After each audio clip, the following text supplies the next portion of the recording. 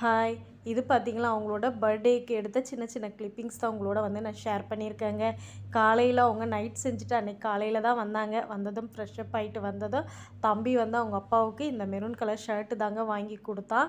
எப்பவுமே தம்பி வந்து அவருக்காகட்டும், எனக்காகட்டும் அவன் தான் வந்து பிறந்த நாள், திருமண நாளுக்குலாம் வந்து திருமண நாளுக்கு வேணா அவர் வாங்கி குடுப்பாரு. பிறந்த நாளுக்கு 2 பேருக்கும் ஹரிஷ் தாங்க வந்து ஒரு 7த், 8த் படிக்கும்பொழுதுலேருந்து குழந்த தான் எங்களுக்கு. அவனோட சேவிங்ஸ் காசுலேருந்து எங்களுக்கு வாங்கி குடுப்பான். இது எல்லாருக்குமே தெரியும் எங்க சொந்தக்காரவங்களுக்கெல்லாம். அவன் வந்து நெறைய ஹரிஷ்க்கு வந்து சேர்த்து வைக்கிற பழக்கம் ஜாஸ்தி. எனக்கு சுத்தமா கிடையாதுங்க. அவங்க அப்பா வந்து அவன் சின்ன பையனா இருக்கும்பொழுது சொல்லுவாரு அடிக்கடி, "இப்ப ஹரிஷு உனக்கு இந்த அளவுக்கு கிடைக்கிறதெல்லாம் எனக்கு வந்து லைஃப்ல கிடைச்சதே கிடையாது. நான்லாம் வந்து கேக்கெல்லாம் கட் பண்ணதே கிடையாது. பிறந்த நாள் கூட எனக்கு வந்து ட்ரெஸ் எல்லாம் கூட எடுக்க மாட்டாங்க. ஏன்னா மந்த் எண்டுல வர்றதுனால, இது கூட எப்பயாச்சும் ரேரா ஏதோ ஒரு வருஷம் தான் எனக்கு கிடைக்கும்." அப்படின்லாம் சொல்லுவார் இல்லைங்களா? அது பசங்க மைண்டில் அப்படியே நின்றுடும். அந்த மாதிரி தான் என்கிட்டயும் அவங்க வந்து சொல்லுவாங்க. அதனால் நான் வந்து அவங்களுக்கு வந்து சேவிங்ஸ்லாம் கிடையாது. எப்போ எனக்கு வந்து காசு வந்து அவங்கக்கிட்ட கொஞ்சம் இருக்குன்னு தெரியுதோ, அப்போவே அவருக்கு வந்து நான் வந்து சில்வரில் அருணா கயிறு வாங்கி கொடுத்துருக்கேன். அதுக்கப்புறம் சில்வரில் காப்பு வாங்கி கொடுத்துருக்கேன். இந்த மாதிரிலாம் ஏன்னா அவருக்கு வந்து இதெல்லாம் வந்து கிடைச்சதே கிடையாதுன்னு அவர் லைஃப்பில் சொல்லக்கூடாது இல்லைங்களா? இது வரைக்கும் கிடைக்கல.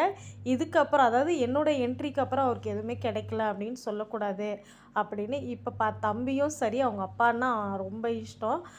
என்னை விட அவங்க அப்பா மேலே ரொம்ப ரொம்ப அவனுக்கு இஷ்டம்னு தான் நான் சொல்லுவேன். எனக்கு கேக் கட்டிங்லாம் பண்ணானான்னா ஒரு வருஷம் தான் பண்ணான். அதுக்கப்புறம் பண்ணவே இல்லை. அவங்க அப்பாவுக்கு மட்டும் வருஷம் வருஷம் பசங்களை கூப்பிட்டு வச்சு பண்ணுவான். இந்த வருஷம் கேக்கு பார்த்திங்கன்னா உண்மையாக வேறு லெவலில் வாங்கியிருந்தாங்க.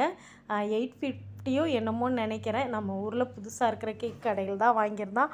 ஃபுல்லாகவே ஃப்ரூட்ஸ் தாங்க. மாம்பழம், கொய்யாப்பழம் இதெல்லாம் போட்டு ஃபுல்லாக ஃப்ரூட்ஸு. கேக்கு நீங்கள் சாப்பிடும்பொழுது கூட கடித்து மெல்லும்பொழுது அங்கங்கே மாதுளம் பழம் இருந்துச்சு. சூப்பராக இருந்துச்சுங்க. கேக்கு நல்ல ஒர்த்தாக தான் இருந்தது. ரேட் எனக்கு கூட கம்மியாக இருக்கிற மாதிரி இருந்தது. அந்தளவுக்கு ஃப்ரூட்ஸ் எல்லாம் சேர்த்து செய்கிற ஐஸ்கிரீம் கேக்கு ரேட்டு கம்மியாக இருந்த மாதிரி தான் எனக்கு தோணுச்சு. தம்பி வந்து இந்த வருஷம் அவங்க அப்பாவுக்கு ஷர்ட்டு வாங்கி கொடுத்து கேக்கெல்லாம் கொடுத்து சர்ப்ரைஸ் பண்ணிட்டான். நான் பார்த்திங்கன்னா எப்பவும் போல் கிச்சனுக்கு வந்து சிக்கன், சப்பாத்தி அதுக்கப்புறம் இந்த மாதிரி கேசரி வந்து செஞ்சேங்க. இது நார்த் ஸ்டைலில் செஞ்சுருந்தேன். இது எப்படி செய்யணும்னு சொல்லிவிட்டு நான் வீடியோ கண்டிப்பாக உங்களுக்கு வந்து ஷேர் பண்ணுறேன். நேற்று வீடியோ நான் எடுக்கிற நிலமையில என்னுடைய ஹெல்த்து இல்லை. ஹெல்த்தெல்லாம் கொஞ்சம் சரியானதும் இது எப்படி இந்த ரெசிபி செய்யணும்னு சொல்லிவிட்டு நான் சொல்லித்தரேன். ரொம்ப ரொம்ப ஈஸியாக இருந்துச்சு. சாப்பிடவும் அவ்வளோ நல்ல டேஸ்ட்டாக இருந்துச்சுங்க. இப்படி தாங்க அவருடைய பர்த்டேவை நாங்கள் செலிப்ரேட் பண்ணோம். இந்த வீடியோ பிடிச்சிருந்தா கண்டிப்பாக லைக் பண்ணுங்கள். தேங்க்ஸ் ஃபார் வாட்சிங். பாய்.